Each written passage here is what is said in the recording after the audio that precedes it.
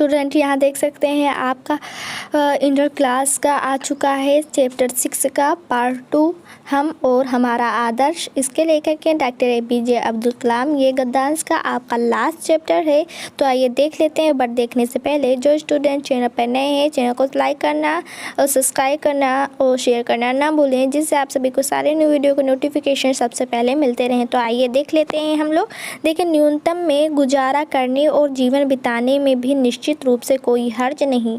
महात्मा गांधी ने ऐसा ही जीवन जिया था, लेकिन जैसा कि उनके साथ था, आपके मामले में भी यह आपकी पसंद पर निर्भर करता है। आपकी ऐसी जीवन शैली इसलिए है क्योंकि इससे वे तमाम ज़रूरतें पूरी होती हैं जो आपके भीतर की गहराइयों से उपजी होती हैं। लेकिन त्याग की प्रतिमूर्ति बनना और जोर ज़बरदस्ती से चुनना सहने का गुणगान करना अलग बताते हैं। तो यहाँ देख सकते हैं इस गद्यांश का, ये देखते हैं किस हिसाब से क्वेश्चन यहाँ बना है। तो उसी क्वेश्चन के हिसाब से इसमें आंसर सारे क्वेश्चन का छुपा हुआ होता है। बस आपको बहुत ही ध्यान से पढ़ना रहता है गद्यांश को, उस सारे आंसर इसी में आप लोग पा जाएंगे। देखिए, पहला है तो गद्यांश के पाठ एवं लेखक का नाम बताना है। तो पाठ का नाम हम वो हमारे आदर्श हैं, इसके लेखक डॉक्टर APJ अब्दुल कलाम हैं। फिर है रेखांकित अंश की व्याख्या करनी है। यहाँ से लेकर जो ब्लैक से डॉटेड यहाँ तक है, यहाँ तक के ही रेखांकित अंशों की व्याख्या अपने शब्दों में करनी है। आइए अभी आपको आंसर इसका बताते हैं हम। मनुष्य को सदैव किस प्रकार की जीवन शैली अपनानी चाहिए? तो यहाँ इसी में इसका आंसर छुपा हुआ है। इसमें देख सकते हैं गद्यांश में हमने अभी आपको पढ़ाया है। देखिए, लेखक महात्मा गांधी के जीवन का उदाहरण देकर क्या स्पष्ट करना चाहते हैं, इसका भी अभी आंसर हम लोग देखते हैं। लेखक के अनुसार किस प्रकार का जीवन व्यतीत करने में परेशानी नहीं। फिर आइए देखते हैं इसका आंसर। पहला तो आंसर देख सकते हैं पहले का, प्रस्तुत गद्यांश के पाठ का नाम हम हमारे आदर्श है तथा इस पाठ के लेखक डॉक्टर APJ अब्दुल कलाम जी हैं। अब देखते हैं इसके नेक्स्ट क्वेश्चन का आंसर। यहाँ देख सकते हैं ना, क्वेश्चन था रेखांकित अंशों की व्याख्या। तो देखिए, लेखक कलाम जी कहते हैं कि भौतिकता को सदैव निम्न स्तरीय माना गया है और न्यूनतम में जीवन व्यतीत करने को श्रेष्ठकर कहा जाता है। व्यक्ति को सबसे कम में अपना जीवन यापन करने में निश्चित रूप से कोई हानि नहीं। देखिए, गद्यांश में यही शब्द यही बातें कही गई हैं, बस क्या कहा गया है यहाँ थोड़ा सा उसे चेंज करके अपने भाषा में लिख दिया गया है। वे कहते हैं कि उन्होंने ऐसा ही जीवन व्यतीत किया था क्योंकि वह उनकी इच्छा थी। मनुष्य को अपने भीतर से उपजी इच्छाओं के अनुरूप जीवन शैली अपनानी चाहिए। अनावश्यक रूप से त्याग की प्रतिमूर्ति बनने का प्रयास नहीं करना चाहिए। तो ये क्या था बच्चों, आपके रेखांकित अंशों की व्याख्या थी। आइए देख लेते हैं नेक्स्ट क्वेश्चन का आंसर।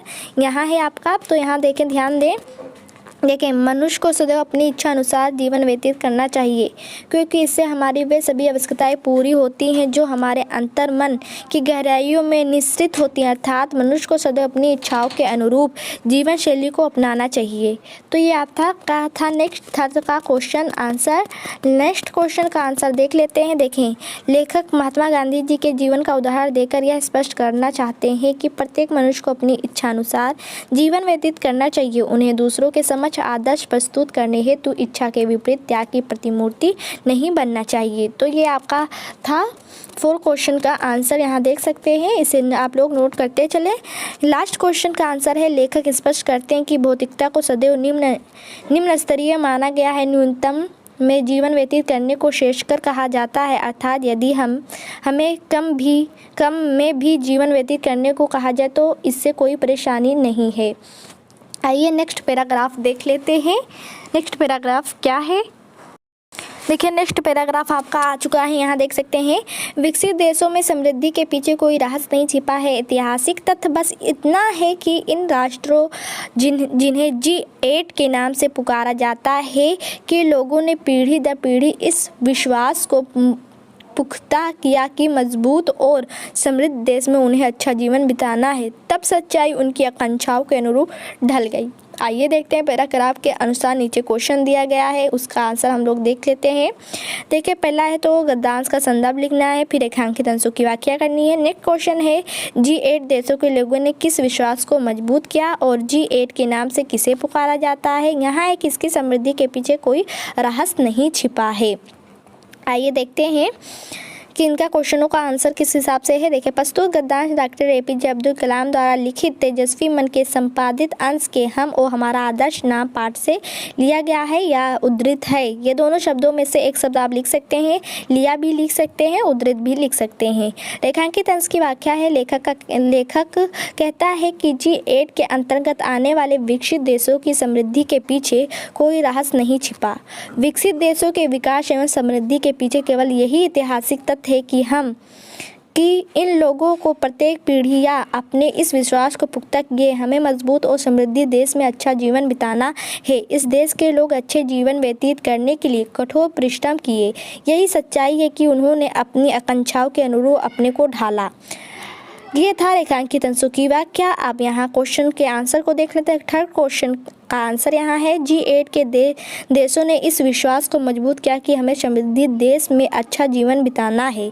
नेक्स्ट क्वेश्चन का आंसर है G8 के सदस्य हैं France, Germany, Italy, United kingdom, Japan, United state, Canada और रूस।